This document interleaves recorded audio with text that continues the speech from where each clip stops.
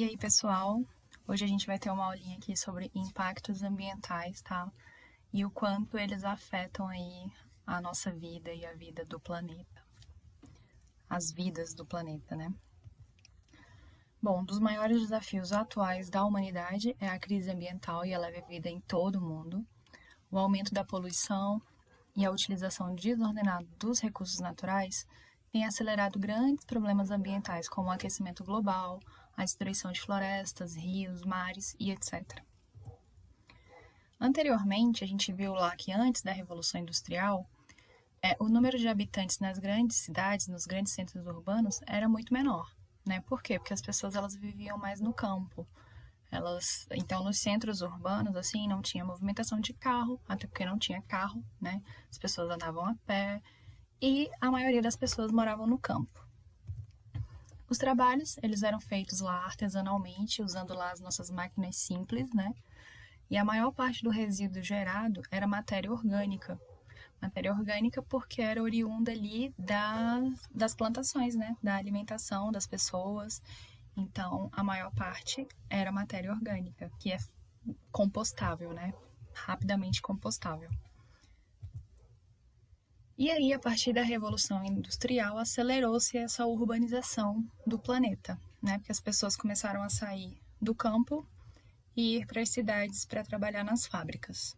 Observou-se um grande aumento na quantidade e também na composição dos resíduos que eram produzidos e descartados, né? Porque começou-se a produzir muito mais. E o desenvolvimento da tecnologia ele trouxe diversos avanços para a sociedade, né? Ao longo dos anos, a gente observou muitos avanços tecnológicos, como os carros, né, que antes eram a vapor, depois os carros com motor a combustão, né? Observamos também outros avanços tecnológicos que são fundamentais para a gente hoje em dia. Mas para gerar lucro e satisfazer o consumo em massa, consequentemente, houve também um grande aumento na poluição e na utilização dos recursos naturais, né? Então, as pessoas começaram a consumir demais, produzir demais e utilizar demais os recursos naturais do nosso planeta, que são finitos. E aí, em um sistema cada vez mais preocupado com o lucro, as pessoas passaram a trabalhar mais, né, serem exploradas lá nas fábricas, para poder consumir mais. Tudo isso incentivado pela mídia, incentivado pela rede de consumo, enfim. E com menos tempo disponível, elas começaram a fazer substituições que melhor se adequavam a essa nova situação. Uma das maiores substituições que aconteceu foi essa. As pessoas pararam de consumir alimento de verdade e passaram a consumir os industrializados, né? Por quê? Pela praticidade, porque esses aqui eles duram mais tempo na prateleira, eles são repletos de conservante, né? Então, se a gente pega, por exemplo, uma fruta, ela vai estragar muito mais rápido do que um suco daquela fruta que a gente compra de caixinha, não é verdade? Então, elas começaram a fazer essas substituições para facilitar o dia a dia.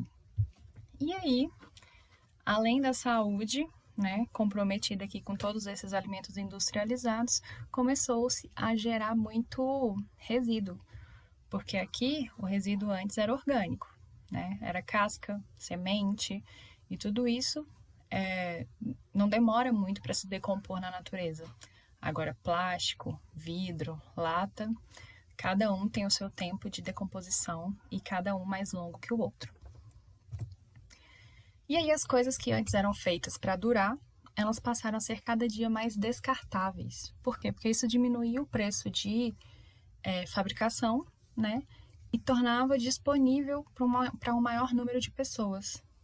E isso, consequentemente, aumentou a produção desses itens pouco duráveis, a fim de fazer a economia girar. Então, começou-se a produzir coisas que eram mais baratas, mas que, em compensação, duravam menos do que as coisas que eram produzidas antigamente. E a consequência de toda essa mudança de tantos hábitos, ela contribuiu para o aumento de problemas ambientais relacionados à produção e o descarte de resíduos, como o desmatamento, né, e o acúmulo desordenado de lixo. E aí a gente vai dar uma focada aqui agora no plástico, que atualmente é um dos piores problemas ambientais que a gente tem e a gente vai ver o porquê. A gente sabe que o plástico ele é um derivado do petróleo, né? E o petróleo, apesar dele ser muito útil, ele não é o que a gente pode chamar de um melhor amigo do meio ambiente, né? Primeiro porque ele é um combustível fóssil não renovável, ou seja, acabou, não tem como produzir mais. Segundo, porque a sua extração ela é muito perigosa, né? Se acontece algum vazamento, é altamente prejudicial ao meio ambiente. Terceiro, porque os seus combustíveis, quando eles são queimados, liberam gases nocivos ao meio ambiente, que contribuem para o aquecimento global. E, por fim, ele é um dos principais motivos das guerras entre os países e contribui bastante para a desigualdade social. Então, assim, ele tem o seu lado bom, mas ele também é um vilãozinho, né? E aí a gente viu lá que o plástico é derivado dele. É um material muito útil, né, que revolucionou a indústria mundial, bem como a história da sociedade, e ele está presente em praticamente tudo que a gente utiliza no nosso dia a dia, tá? Em praticamente tudo, na nossa maquiagem, no chiclete, nos nossos celulares, enfim, brinquedos, roupas. Tem roupas que 90% da roupa é plástico, se você for ler lá na etiqueta. Então, tudo tem plástico hoje em dia. E junto com essas inúmeras utilidades e facilidades, o plástico também é atualmente um dos principais responsáveis pela poluição gerada por conta do seu descarte indevido. Por quê? Muitos plásticos eles são recicláveis, só que a população não tem conhecimento disso ou não tem vontade de separar o seu lixo para reciclagem. E aí esse plástico ele acaba sendo jogado, misturado com outros tipos de resíduos e como ele não é reciclado, ele demora muitos anos para se decompor, ele só vai se acumulando. A decomposição de um plástico, ela dura em média 400 anos, tá? Tem plásticos que vão demorar mais tempo, tem plásticos que vão demorar menos tempo, mas em média são todos esses anos aí. E ele tem sido comumente utilizado na produção de embalagens. O que são embalagens? São coisas que a gente rasga e joga fora, que a gente só rasga e joga fora. Ou em produtos que a gente utiliza por pouquíssimo tempo. Ou seja, a gente está utilizando uma muito durável, né? Com uma duração aí de centenas de anos para se decompor na natureza. E a gente utiliza por pouquíssimo tempo. Um exemplo clássico disso são os canudos, né? Chegou uma época da vida da sociedade que a sociedade desaprendeu a beber líquido sem precisar de um canudo, né? Então, assim, é uma coisa que você utiliza ali por alguns minutos e você descarta e ele fica na natureza por muitos e muitos anos até ser decomposto. Outro exemplo, os cotonetes, que a gente também utiliza rapidamente, garrafas de água, de refrigerante, copo descartável, né? Esse aqui é um grande vilão mesmo. Talheres e outros tipos de potes descartáveis também. E acreditem vocês ou não, até a nossa amiga da vez, a máscara. Essa máscara aqui, ela é descartável, ela é feita de um material que também leva plástico. E ela também tem sido encontrada em lugares indevidos, tem sido descartada de maneira indevida e aí está sendo um problema no meio ambiente também. Então, assim, com o consumo exagerado e o descarte inadequado, grande parte do plástico vai parar na natureza, em especial nos nossos oceanos.